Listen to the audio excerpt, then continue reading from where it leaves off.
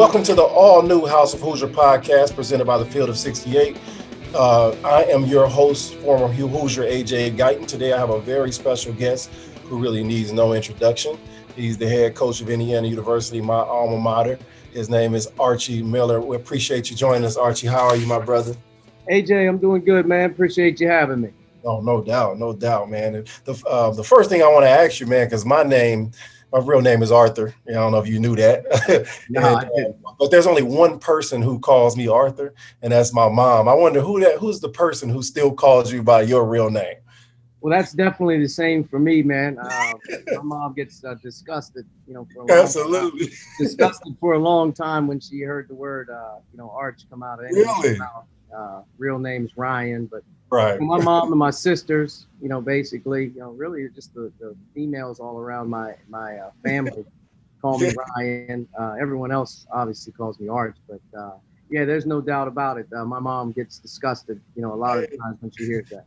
Man, when I hear my real name, it brings shock value to me now. So when I hear somebody say Arthur, I'm like, who, like, because I know it's somebody who know me personally. So when I did my research, I didn't even know your real name was Ryan. When I saw, I was like, I mean, we got something in common right off the top, other than being straight up hoopers. But the segue right into that, man. What was upbringing for the Miller household? What was that like for you growing up in Pennsylvania?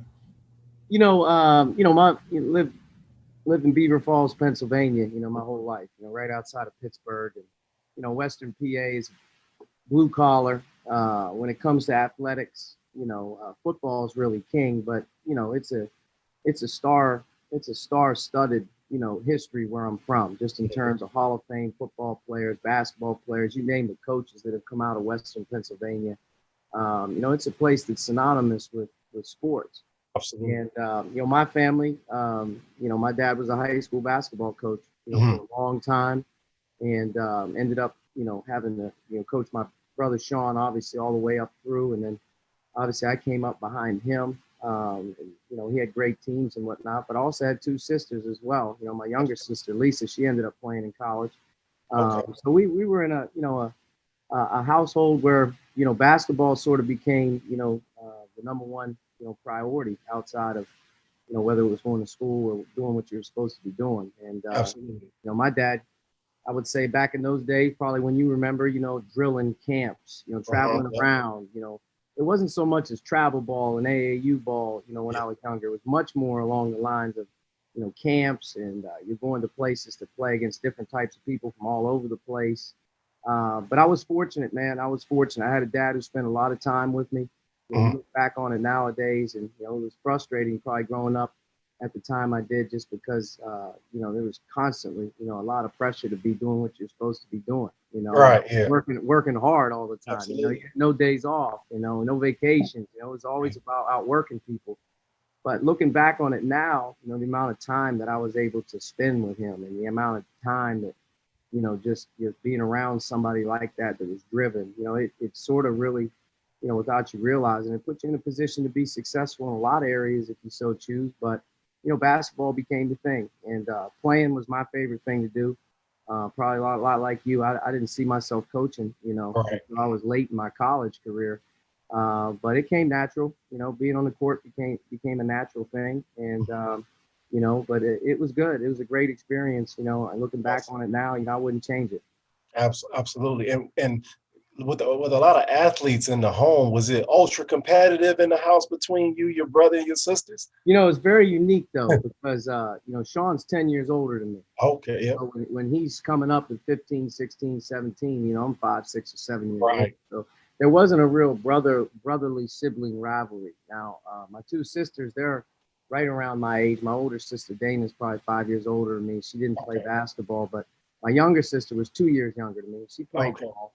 But it was I never really had a sibling rivalry or that type of thing. Our rivalry and your battle every day was dealing with, my dad. I mean, Right. Right. There wasn't any games being played with, that you knew every day that you woke up, you knew when you came home from school, you knew when he came home from practice at night. I mean, there was always going to be something you had to answer the bell to. So to me, that rivalry kind of got trumped by that I guess that pressure of probably like, with Coach Knight, you Right. wake up in the morning, the first thing you think about is, man, here we go. We Yes. gotta get going today. We Word got to up. get going today. What's going to be coming at me today? So that's Absolutely. what it was like, though. Mhm. And so, what I find is that, as I'm talking to guys, they talk about their parents and their upbringing, and I try to identify which part of your parents' personality did you get that enabled you to become such a hard worker. And you kind of mentioned that with your father, but what from your mother did you get that kind of balanced you out? I think the biggest thing from my mom was family. Hmm. She stayed at home. Obviously, she took care of the kids. She did the laundry. She cooked the meals. We would be traveling in the summer, going to basketball camps and doing all that stuff. And that wasn't her thing. But I think the one thing that's very unique about being in my house is, you had two caring parents. Yeah. Did a lot for you. Were hard on you at the same time, but in different ways. I think you get the drive, you get your competitiveness, and probably a lot of the passion to do things probably from your dad. But when you have your own family, you get married, you do a lot of different types of things. You look back on how you were raised, and how you how you dealt with how you were dealt with, how you deal with your own kids. So my mom and dad both have a good imprint on me, just in terms of my overall philosophy, how I do things and whatnot. Awesome, awesome. And pound for pound, now looking back, who was the best athlete in the house? Oh man, that's difficult to task. Sean was a lot different player than me. He was a lot bigger. Was a much better player. But in terms of pound for pound, getting the most out of what you could get the most out of, and taking it to a certain level, I would put my achievements up there Let's in my go. house. I was waiting on I would put my that. achievements up there. But by far and away, the most competitive person in my house is my father. Oh, okay. That's not close. I mean, Oh, dang. that's not close in terms of the work ethic, the drive. I mean, he's right now.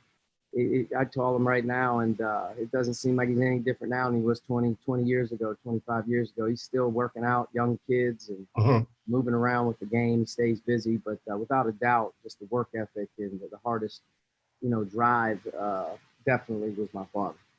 Who was the guys your father was patterning his coaching acumen after? Who were the guys? I think my dad had a bunch of guys. I think coming up Okay. that he really liked. In those days when he was growing up, if you talk to like a coach like Bob Huggins, Oh yeah. you go back to the old Farrell teams. You go back to way back, in the Right. NBA, with Dick Okay. Muskie and all these guys. But when he came to college coaching, I'll be honest with you, he really, really plucked a lot from a lot of guys. Okay. He loved Gotcha. He loved Dick Bennett. Hmm. He loved Dean Smith.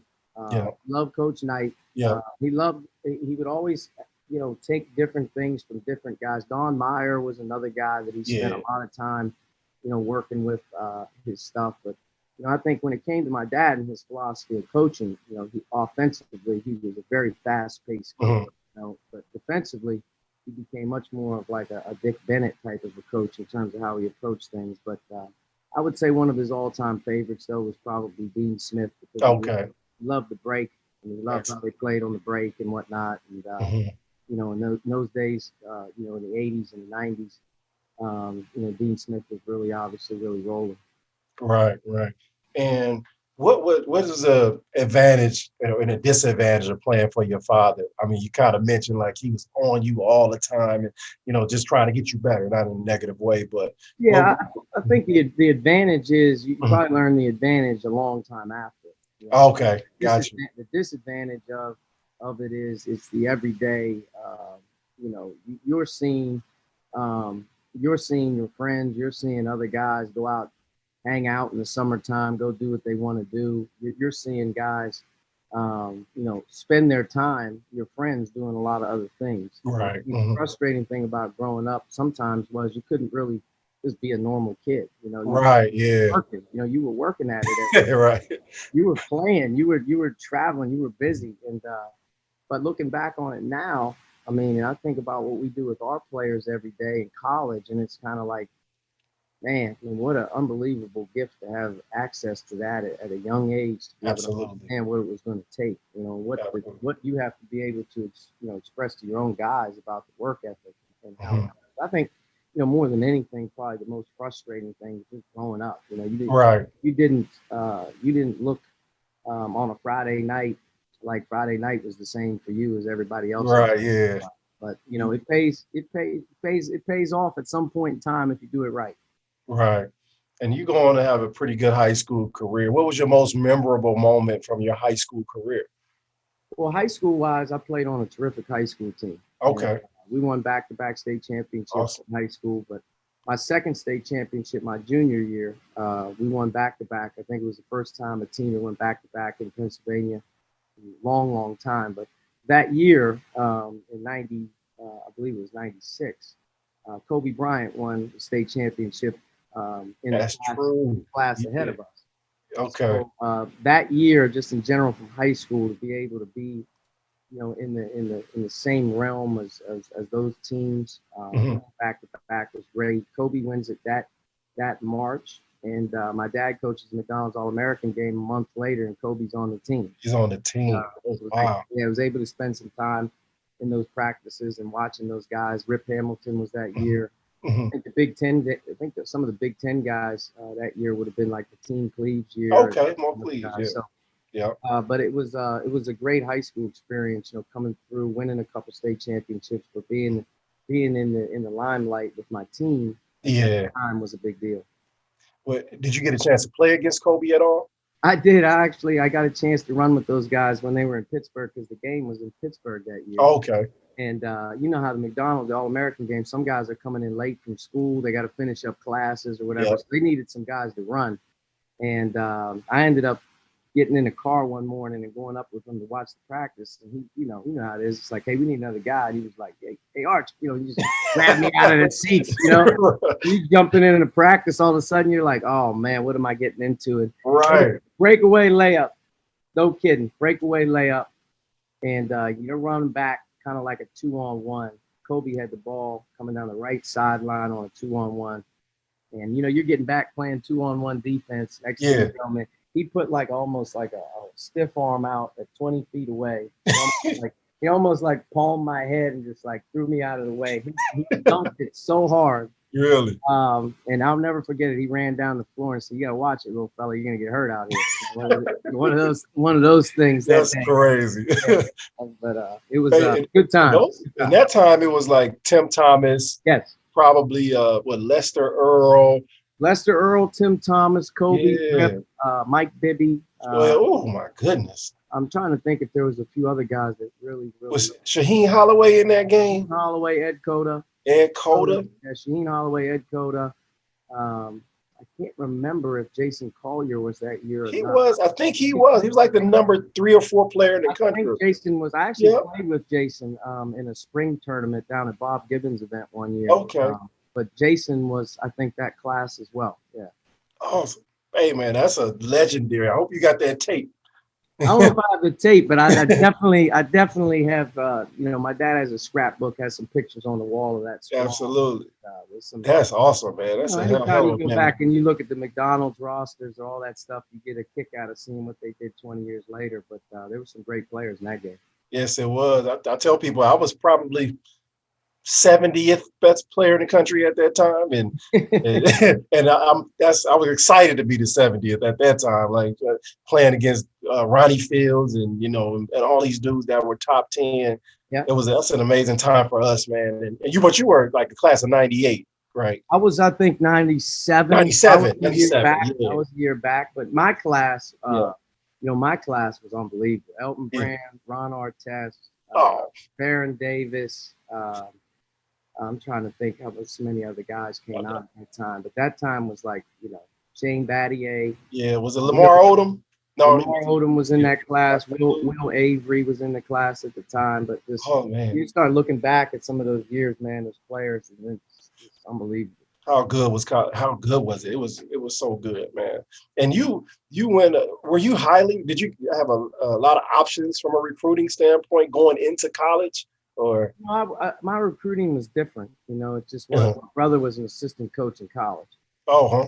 So at the time, he was at Miami University in Ohio. And at that time, Herb Sendick was the head coach. They were really good. Mhm. At that time, the MAC was pumping out really good players and really good teams. I probably wasn't going to go to Miami, coming up. I really, really liked UMass at the time. I liked Yeah, Cincinnati. they was hooping at the time. UMass was hooping. Had relationships with both of those coaches Yeah. way back. And then Sean, he bumped out of Miami. You know, Okay. lo and behold, he ends up going to NC State back with Coach Sendak, and Mhm. it became an easier recruitment there when they wanted me. And so I just kind of wanted to be. I kind of wanted like everything. I was going to go pretty much where my brother was at the time. Absolutely.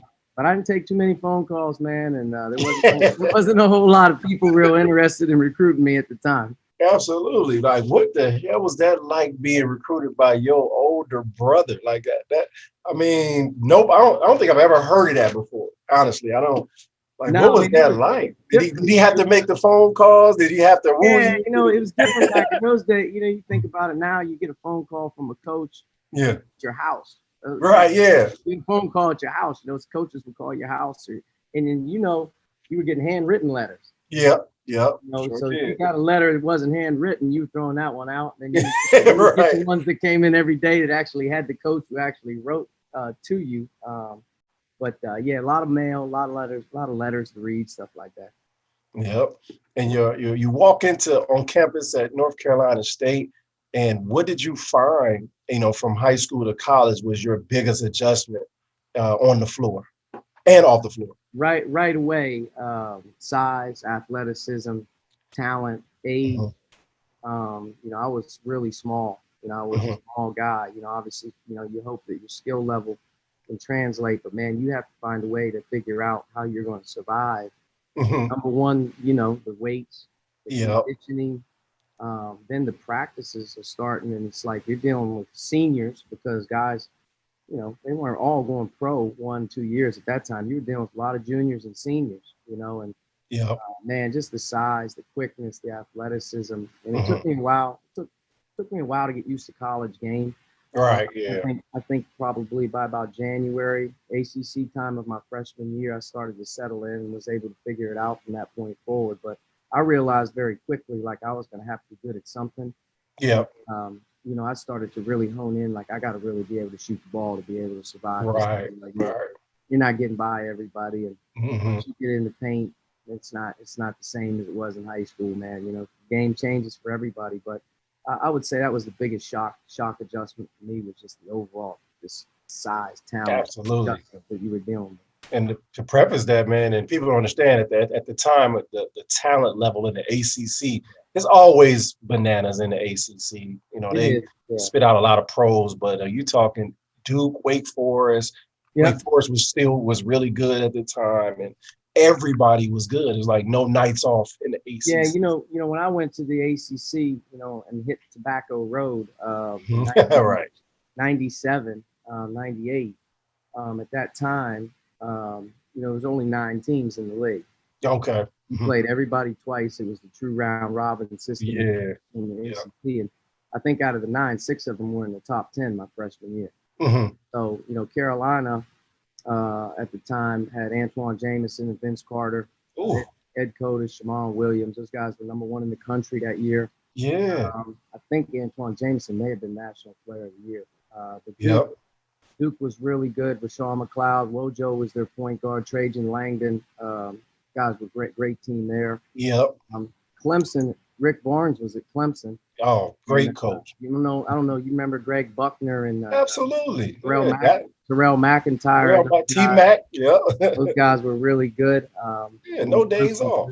Wake, Wake had Tony Rutland. And, Yep, I remember Tony, yep. they had I just start going down the teams. And I'm No life, no nights off. none, and I mean none pros, and it became that pretty much year in and year out for my college career. I mean, between Duke, Carolina, and Maryland, they all played for the national championship. Absolutely. Yeah. You guys walked, and I think I read this somewhere. You guys walked into Chapel Hill and stole one against a bunch of pros. I think CC Harrison got off. My freshman year, we went over to the Dean Dome. They were #1 in the country, and CC Harrison, Yes. unbelievable player. Yes. He hit 8 threes in the first half. Damn. He had 8 threes in the first half, and I think he ended up going for like 35. But we went in there, won, and placed. That's one of those deals when you really get a sense of what college life is like. You know, when you drive the bus back from Chapel Hill back over to Raleigh, and people are absolutely losing it. And but that was a special game. Played really well that day. I think I had double figures that day. Yeah, you knocking them in, and you being humble because you look at the starting line. It was Shammond Williams, I think, Vince, Adewale Ogalaja,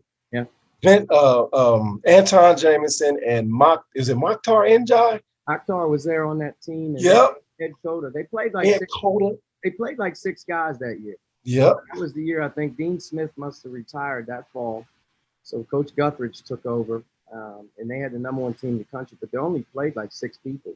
They had like a starting 6, I think they called them. Right. And all 6 of them were like just ridiculous good, but they had such unbelievable chemistry on offense. Absolutely.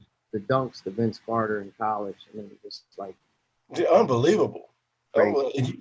You guys kept them from running. You know, that's looked like the key to that team was keeping those guys from getting those easy baskets and getting the crowd into it, fast breaking, alley-ooping, and you guys defensively stymied them. And CC just had one of those magic. He did, yeah. He did. He had one of those Oscar, another great guard I played with in college was Oscar Benjamin. He had I want to say he may have had 8 steals in the game.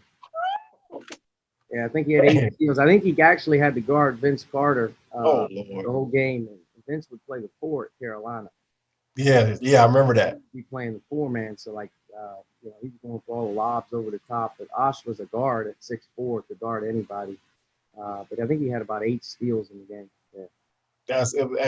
I think you're downplaying that win. Like that win to be in the picture in the back right there. Like the box score would be back there if it was me. But we're gonna break it up real quick. It's right towards the middle to the end. I want to go into what we call our Hoosier 10. So it's 10 questions that any other fans would love to hear the answer to. And the first question I'm going to ask you: what is your your favorite place to eat in Bloomington? My favorite place to eat in Bloomington. Bloomington's very underrated for food. Very underrated. They got a lot of places in here really good. So if you say you're gonna probably make some people mad, but absolutely, because you're the head coach, I'm gonna let you give me 2 I would say this. If you're gonna come into Bloomington, you got to hit a staple, and you want an unbelievable meal. Most people are probably gonna go for the steak and whatnot. Okay. You got to go to Little Zagrabs. Little Zagrabs, yeah. Hit Little Zagrabs. Got to hit Little Zagrabs when you're in Bloomington. It's an unbelievable spot. Absolutely. What surprised you the most about Bloomington when you arrived on campus? Campus itself. Yep. The campus itself, beautiful.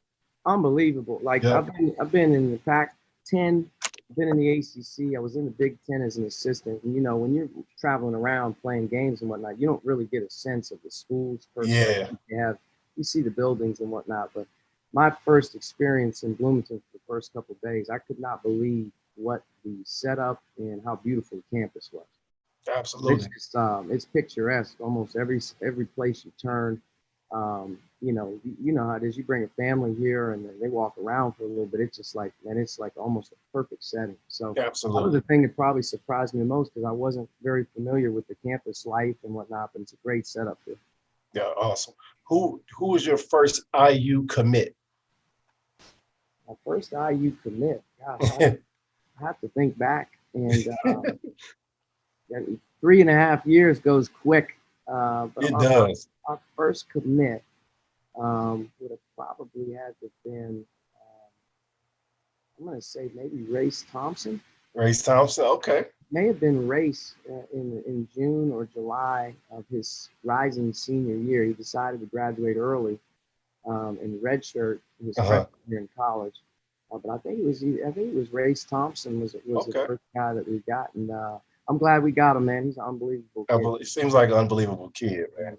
What loudest place to coach at outside of Assembly Hall, where you had to say, "Hey, get their attention," lip reading, you know what I mean? Which gym? In the Big Ten, I would say, Purdue's obviously, one of the toughest environments that Absolutely. Indiana's going to go into without question. Yeah. I think that, Breslin Center Yeah. speaks for itself. It's a great place to play as well. Um, Road environments overall, though, I would say since I've been at Indiana, the night that we played at Cameron a couple of years ago, Ooh. Ryan and Yeah. those guys got it jumping in there real early. Yeah. Uh, I swear they're pumping in a lot of noise into those speakers in there because the place isn't that big. The Yes. place isn't that big. But I will say this: the most impressive building that I've ever been in on game night is Assembly Hall. Oh, for sure. Uh, Without a doubt. there's Yeah. those places that, as you know, or even you who played a lot of games or have been in a lot of arenas, even you every once in a while kind of look around like, Yeah, absolutely. Like, oh, this is yep. what's happening here tonight, So, but Assembly does that. It has those moments where you're like, man, we're not losing tonight. This place is, on fire. And, Absolutely. so I think they're very fortunate that our place. Very fortunate. What's the most interesting fan encounter you've had so far? Oh man, I mean, to be honest with you, I don't think I've had too many really bad fan encounters Mhm. in my coaching time. I had a few when I Oh, was really? a player. At Duke, I think my freshman year at Duke, I think those guys had a fishing pole with a diaper on it, and they threw it out on the court. Wow.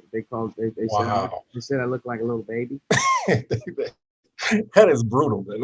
They had some because I coached Nigel Dixon at Western Kentucky Uh-huh. last year. Nigel was a transfer from Florida State. He said when he went to Cameron, he didn't go up for warm up.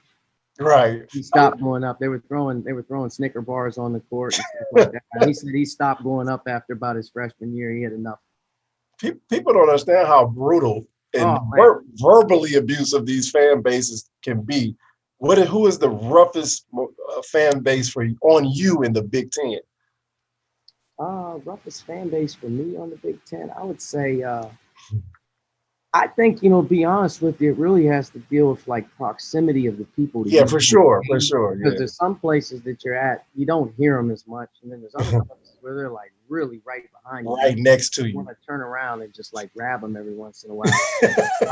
But I think that like the one place that's really annoying is Ohio State. Ohio State. They've Okay. switched the students. So now the students aren't in the end zone like they used to be. They're actually right behind you. Behind you. And, it's a quiet place sometimes in the shot. It's big.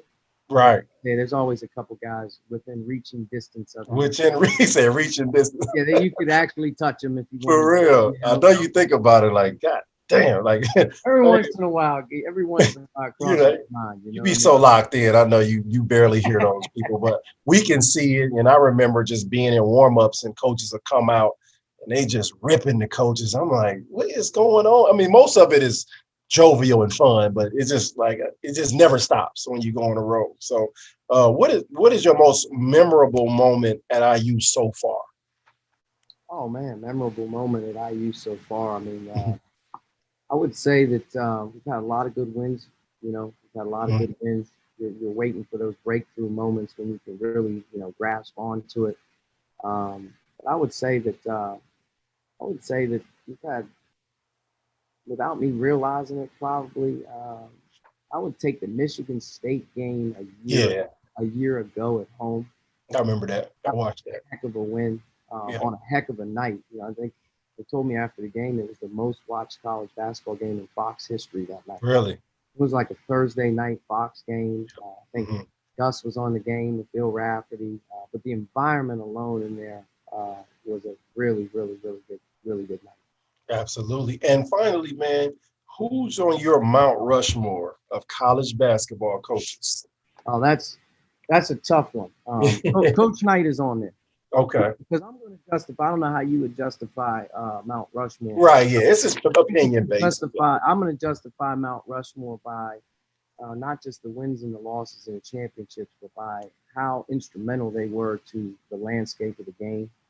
And I think if you look at Coach Knight, he's a coach's coach, but arguably probably the greatest tactician to ever coach. Absolutely. I agree with that. If you give him a number of personnel, the thing I think you learn about Coach Knight is probably the very best at putting people in a position to be successful, regardless of who he has. Absolutely. So I'm going to put Coach Knight up there. I'm going to put Dean Smith up there because I think Dean Smith revolutionized transition offense. I think the Carolina secondary break is what fast break basketball really became. Absolutely. I'm going to put Dean Smith in there. I think Coach K. I mean, obviously, Coach K he's now weathered how many decades of change. Yes, he did. He just continues to really morph each way, form, or fashion. But Coach K's in there. And then the fourth guy, it's hard because I don't really know Coach Wooden. Right. Yep. I never watched Coach Wooden's teams play, but the guy won 10 national championships. Hey, I guess you got to put Coach Wooden up there, right? Right. Hey, he's on mine, and I've never seen him in my life. So you got four right there that I would say that that's who I'd go with. I think there's some other guys, though, man. Absolutely. I'm probably give enough credit to for how good coaches they are. And there's probably some guys coaching the game right now that could end up on there before it's all said and done as well.